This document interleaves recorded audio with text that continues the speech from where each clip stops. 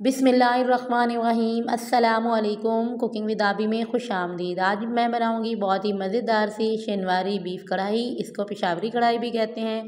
बहुत ही मज़े की बनती है और बहुत ही कम मिसालों में ये तैयार की जाती है। इसके लिए मैंने एक कढ़ाई में 2 बड़े चम्मच घी ऐड किया है। मैंने यहाँ देसी घी ऐड किया है। आप ऑयल या दूसरा घी भी इस्तेमाल कर सकते हैं। और उसमें 2 टेबलस्पून मैंने अदरक लहसुन का पेस्ट ऐड करके उसको मैं घी में 1 से 2 मिनट के लिए फ्राई कर लूँगी।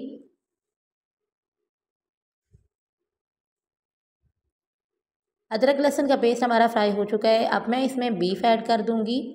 बीफ मैंने मिक्स लिया है, हड्डी वाला भी इसमें है। और ये मैंने 1 kg यहाँ बीफ ऐड कर दिया है।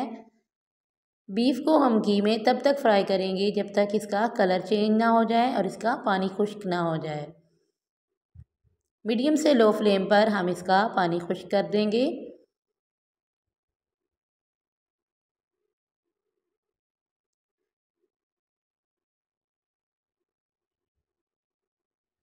शिनवारी बीफ कढ़ाई बहुत ही मज़े की बनती है। इसमें बहुत ही कम मसाले इस्तेमाल किए जाते हैं, लेकिन ये बहुत ज़्यादा टेस्टी बनती है।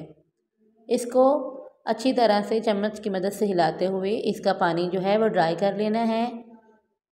गोश्त का कलर चेंज हो चुका है। अब मैं इसमें ऐड कर रही हूँ, मैंने यहाँ पर लिए हैं 5 टमाटर और उनको मैंने हाफ़ कट करके इसमें ऐड कर दिया है। इसमें जो सबसे ज़्यादा चीज़ ऐड होती है वो सिर्फ टमाटर ही हैं। इसके बाद इसको कवर करके छोड़ देना है जब तक कि टमाटरों का जो छिलका है वो सॉफ्ट ना हो जाए। तकरीबन 4 से 5 मिनट तक इसको कवर करके छोड़ देना है, लो फ्लेम पर, मीडियम से लो फ्लेम पर। अब मैं इसका छिलका जो है वो उतार लूँगी।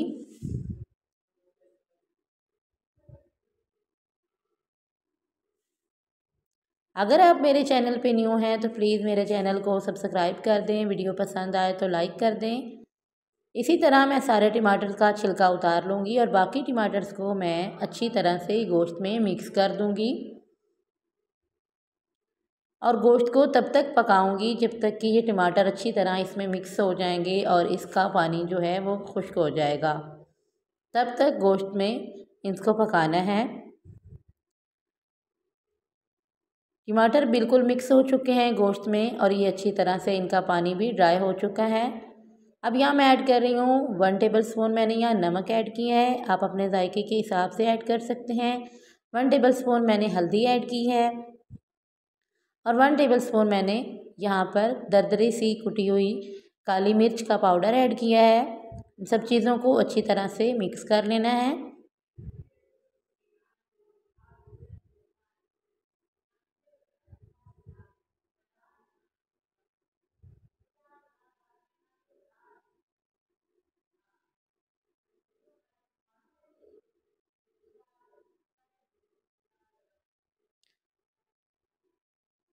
अब मैं इसमें ऐड कर रही हूँ 4 बड़े गिलास मैंने इसमें पानी के ऐड किए हैं, क्योंकि हमने बीफ को गलाना है तो मैंने इसमें 4 गिलास पानी ऐड किया है। पानी ऐड करने के बाद एक दफ़ा इसको अच्छी तरह से मिक्स करके कवर करके मैं इसको छोड़ दूँगी। तकरीबन ये 1 घंटे तक 50 मिनट या 1 घंटे तक ये हमारा गोश्त गल जाएगा और पानी भी खुश्क हो जाएगा। देखें, तकरीबन 55 मिनट्स के बाद इसका पानी मीडियम से लो फ्लेम पर मैंने इसे पकने के लिए छोड़ा था। गोश्त भी हमारा काफ़ी हद तक गल चुका है और पानी भी ड्राई हो चुका है। इस पानी को भी अच्छी तरह से ड्राई करना है।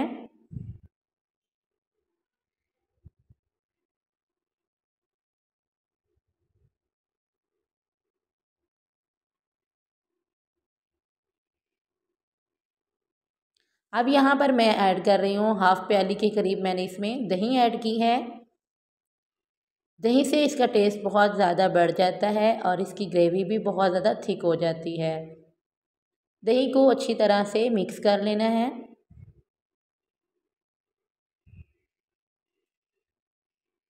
और अब इसको दही के पानी खुश्क होने तक अच्छी तरह से भूनना है। तब तक पकाना है जब तक इसका दही का पानी खुश्क हो जाए।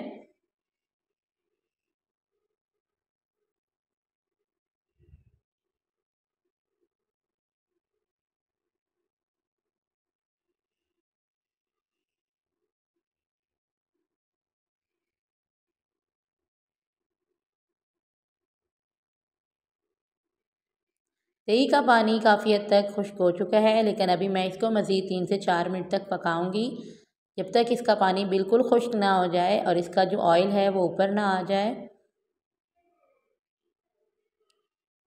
यहाँ मैं ऐड कर रही हूँ 1 टीस्पून के करीब मैंने यहाँ गरम मसाला पाउडर इस्तेमाल किया है।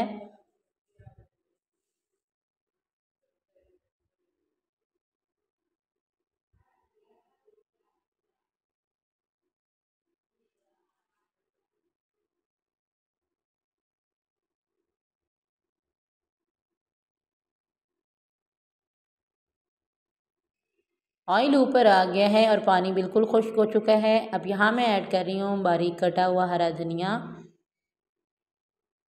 और लंबाई की शेप में कटी हुई मैं इसमें अदरक और सब्ज़ मिर्चें ऐड कर दूँगी।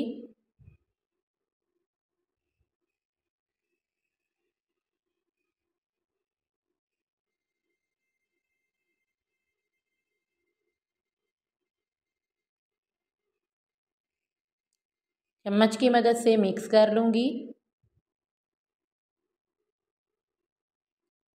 तो तैयार हो चुकी है हमारी शिनवारी बीफ कढ़ाई। बहुत ही मज़े की बनी है और बहुत ही सिंपल और आसान सी रेसिपी है और बहुत ही कम मिसालों में ये कढ़ाई तैयार हो जाती है।